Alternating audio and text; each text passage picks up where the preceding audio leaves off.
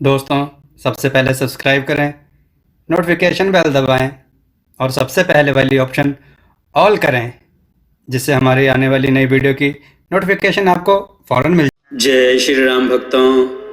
दोस्तों, ये कथा एक सत्य घटना पर आधारित है। कथा को पूरा सुने और ज़रूर बताएं कि कैसी लगी आपको। चलिए कथा की ओर चलते हैं। आज की कथा है ब्रह्म राक्षस और महातांत्रिक के बीच संग्राम। मित्रों, ये कथा काशी क्षेत्र से संबंधित है, जहां महातांत्रिक की साधना स्थली थी। एक दिन वे ध्यान में बैठे हुए थे, तभी बनारस मिर्जापुर हाईवे पर काम कर रहे एक प्रोजेक्ट के मुख्य इंजीनियर अपने एक परिचित के साथ उनकी कुटिया में पहुंचे।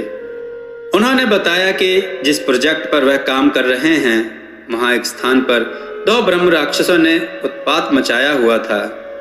कई औघड़ों को उन दोनों ने परास्त कर दिया था। वे इतने प्रबल थे कि औघड़ उनसे लड़ने के बाद अपनी विद्या गंवा बैठते थे। उनसे लड़ने के बाद वे खाली हो जाते थे, यानी अपनी सारी विद्या गंवा बैठते थे। इसलिए कोई अब वहां जाना नहीं चाहता था। दोनों ब्रह्म राक्षसों का अहंकार लगातार बढ़ता जा रहा था। वे दोनों जैसा चाहते वैसा ही करते, सड़क नहीं बनने देते थे। वहां 3 वर्षों तक काम ठप रहा। जब बात नहीं बनी तो मुख्य इंजीनियर किसी के साथ महातांत्रिक के पास आया, अपनी व्यथा सुनाई। महातांत्रिक किसी की रोजी रोटी नहीं खराब होने देना चाहते थे, अतः तैयार हो गए। वे अगले दिन उस इंजीनियर के साथ वहीं पहुंचे जहां यह बाधा आई हुई थी। क्या ट्रक और क्या बुलडोजर, सभी ऐसे सड़क जाते थे कि जैसे खिलौने हों। ऐसा 3 वर्षों से हो रहा था। मुख्य इंजीनियर की नौकरी पर बात आने वाली थी। बहुत परेशान था बेचारा। हालांकि पहले ऐसी बातों को दरकिनार किया करता था वो।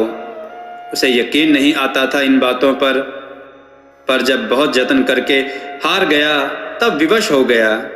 उसको किसी ने बताया था महातांत्रिक के बारे में, और इसलिए आया था वो महातांत्रिक के पास।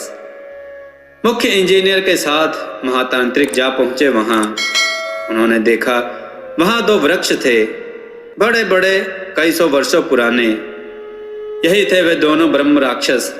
यहाँ तो द्वंद्व संभव नहीं था, अतः उन्होंने उनको ही अब वहीं अपने स्थान पर आमंत्रित करने की सोची।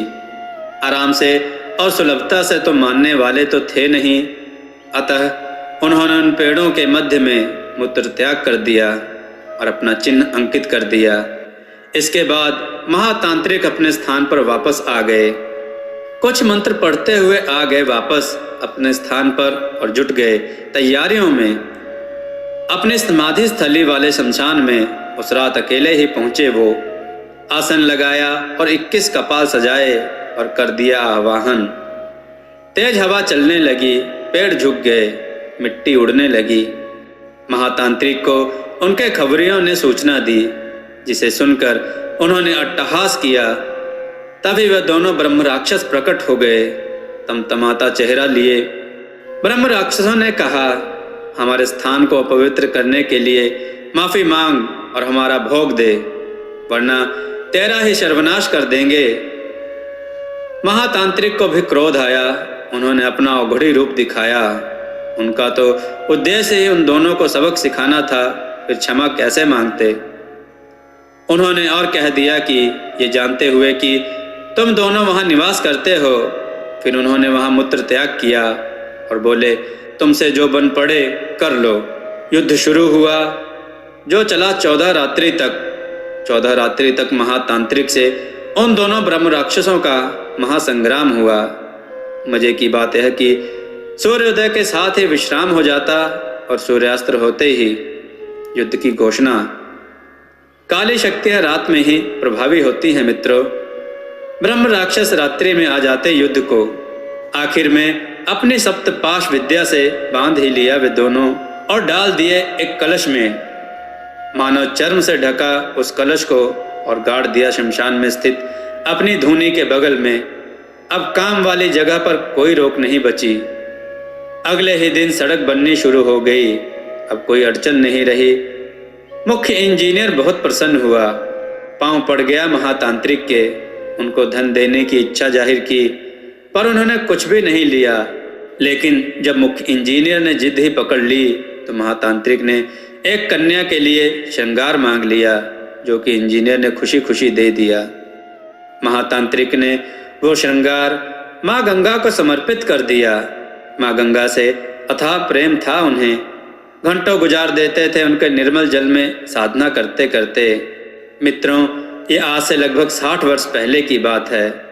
उस समय गंगा जी का पानी इतना निर्मल था कि निचला तल भी दिख जाता था। उसमें पड़े सिक्के सब दिखते थे। ये काशी के घाट थे। उधर 2 वर्षों में उस सड़क का कार्य संपूर्ण हो गया। अब उन दोनों ब्रह्म राक्षसों को मुक्त करना था। महाअघड़ ने उनसे बहुत चाकरी करवाई थी।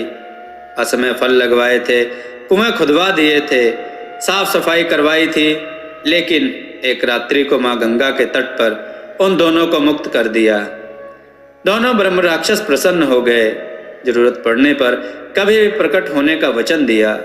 उनका निवास नष्ट हो चुका था, इसलिए महातांत्रिक ने उनको हिमालय में बसने का सुझाव दिया। दोनों ब्रह्म राक्षस सन्यासी का रूप धारण कर उसी रात्रि प्रस्थान कर गए। उसके बाद महातांत्रिक ने जीवन भर उन दोनों ब्रह्म राक्षसों से फिर कभी मुलाकात नहीं की। मित्रों, ये कथा एक सत्य घटना है। कैसी लगी आपको कमेंट में लिखकर जरूर बताएं। कथा को लाइक करें, चैनल को सब्सक्राइब करना ना भूलें और कथाओं को शेयर जरूर करें, जिससे लोगों को अच्छी बातें सीखने को मिले। जय श्री राम भक्तों।